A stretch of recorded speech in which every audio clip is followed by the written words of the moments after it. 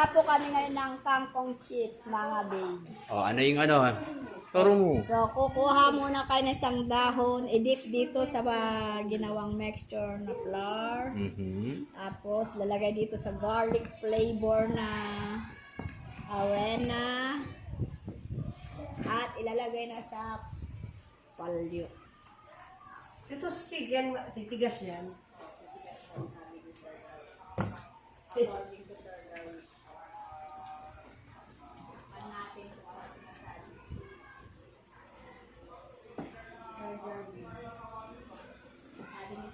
Huwag masyadong marami. Tama na yan. Adobo mo na lang, Sige sir. go. Tapos, i-deep fry na po dito. Di pa yata mainit. Hindi pa. Ano pa lang. Maya. Ay, kaya pala may kanto.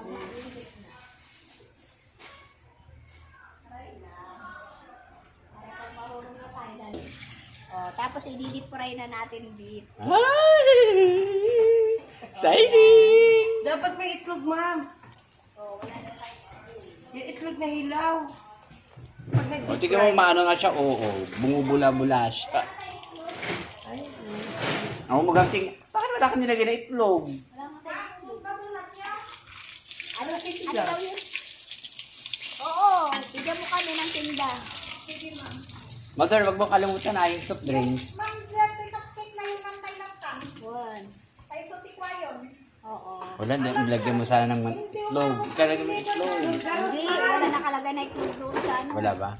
ma'am, pag nag-deep fry ka, Yung- mas masarap may itlog na hilaw. Ito's namin na Anong hindi umabot? yung deliver. Ay, Kanya kayo ron. Ito ah, Bato? 1.5. Na? ano nila namin yun? Hati-hatiin. Hati-hati nila. Hati-hati, plus at kwadalaktad. Maganda may itlog, malasa, parang chicken joy.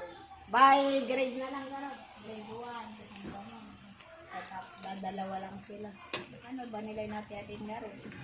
For glass. Wala kayong ano gano'n? Wala naman si Ma'am Julie. May plastic tops kami, ma'am. Ano nga gano'n, sir? Decide now. Or